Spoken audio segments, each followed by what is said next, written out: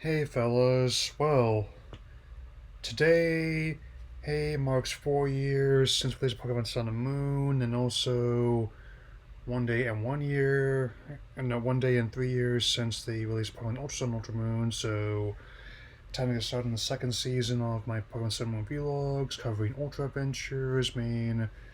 Like before, some vlogs will be individual, others will be combined, some we'll have notes for me to look at, reference. Others will be mostly improvised. So as per usual, this one's gonna start off with like the characters.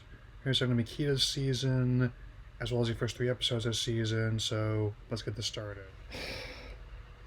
The first episode of the season is a dream encounter, with Ash getting a strangely prophetic dream involving Solgaleo and Lunala. Lala had fine, but apparently, I was pronounced that part of the season Solgaleo before. Putting the X on the wrong syllable.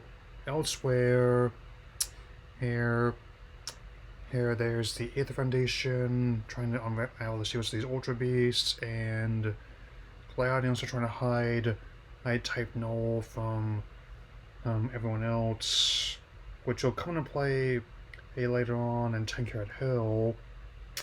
I will also note that the animations one's actually quite well constructed, and as Ash finds Cosmog, who is dubbed Nebby by him and his classmates, and even though they take some creative license with how it played on the games, I still think that the way they approach it actually works quite well for the what they're trying to convey this anime, especially the fact that Nebby's favorite food is like completo star candy, basically little bits of sugar that melt in your mouth. I've actually had them before. They're quite good. Yeah. This, among other phenomena, naturally attracts the attention of the Aether Foundation, including some of its prominent heads. Heads mean Faba, who is none too pleased with the attention everyone else is getting, and also there's Wick, one of the major heads of the Foundation, Professor Burnett, who they're not. Well, apparently she and Kui aren't married yet, but can tell that later on. They start out as colleagues and are just dating, which actually makes a lot of sense to me. Not wanting to go over everything right away, and of course their president Lucamine, and so. I'll definitely have to address how on the games she's once more cruel towards Lilia and Gladion, the prime reason why they ran away from her.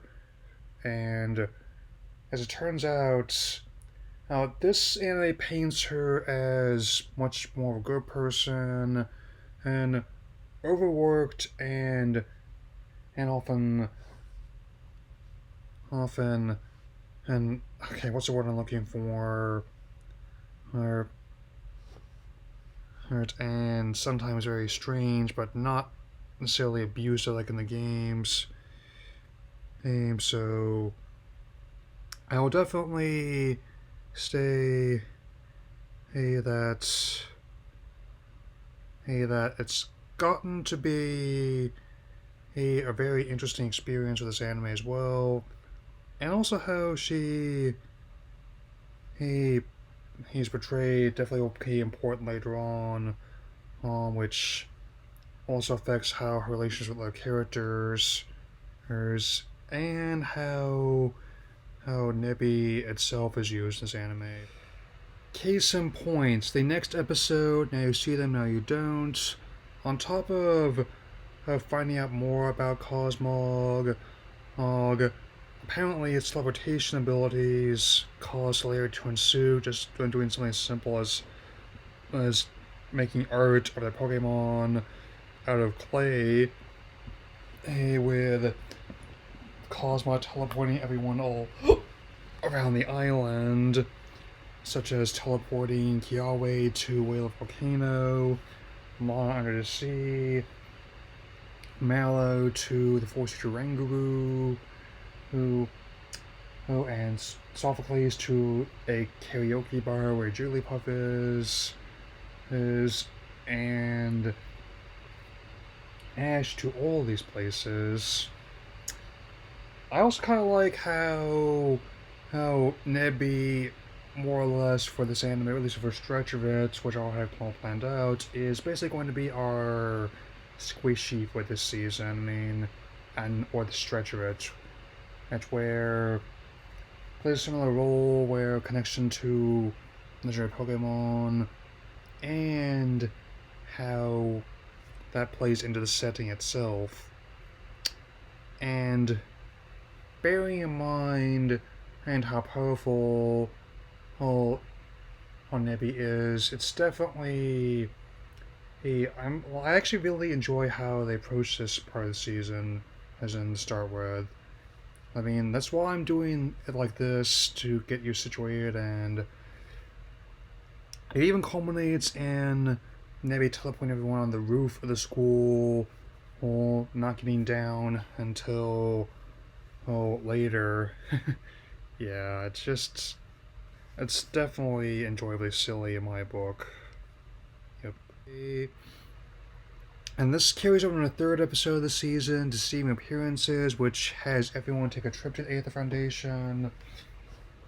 And, okay, now I have the word, like, while Lusa may not be as cruel as she was in the games, that she's more just merely neglectful and overworked, rather than being outright emotionally manipulative there. I mean, and this does impact Lily's relationship somewhat with her, and I'll also note that Faba's relationship is strained with him as well, and trying to get Nebby definitely does take a large part of this early arc, at least.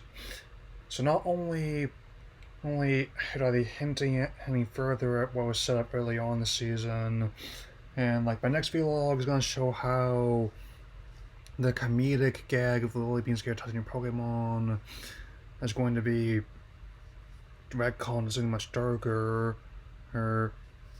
And with that in mind, and I really like how they use the Aether Foundation as a setting here, the Aether Paradise, is the artificial island, which I can surely describe as basically like they've combined like a nature reserve and an Apple store, or especially with how the white nature of the employees' uniforms, and Team Rocket is in disguise trying to find out more intel, working part-time, and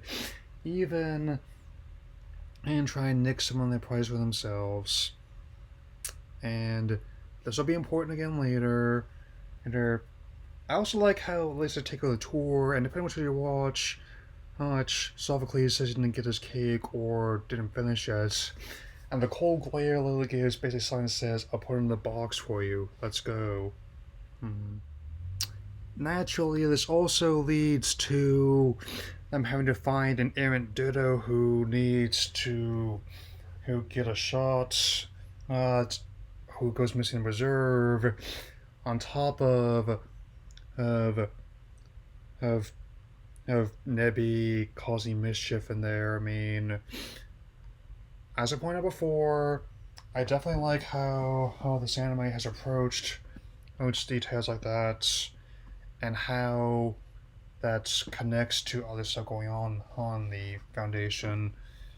It's definitely really like how distinctly different and this region is from other ones, and even the dev team said they want to make everyone feel unique, and I agree with that. I mean, if you're not going to do anything with the setting, then what's the point? I mean, that's one advantage I think the series has over other ones, where that they make it so there are things you simply could not do in this setting, and could not do it at the same as you can in this one. I mean, and then how it makes perfect sense of why they try to approach this. And while they do manage to get Ditto its vaccine and Coral Nebi, it turns out that Falba in the levels of laboratory has other intentions for Type Null, but more on that another time.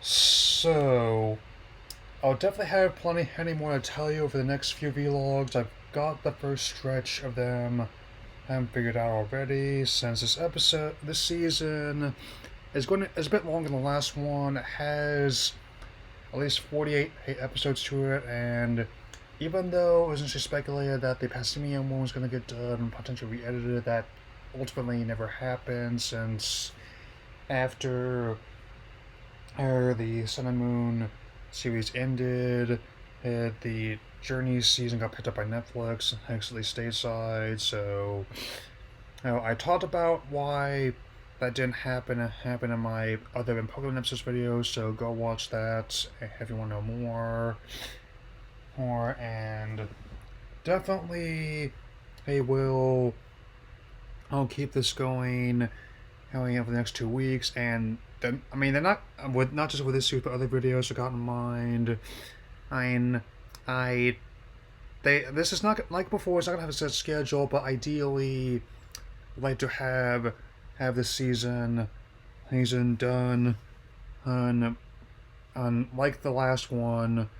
I actually got that done in 6 months. I'm gonna try to ideally get this one done by February 27th of next year for the 25th anniversary, so I can start season 3 with a fresh perspective, and hopefully things will have been a bit more stabilized by then. And tomorrow there's another Night City Wire for Cyberpunk 2077, Evan, and definitely we'll have a video on that after that's finished. So I'll see you around. Alola.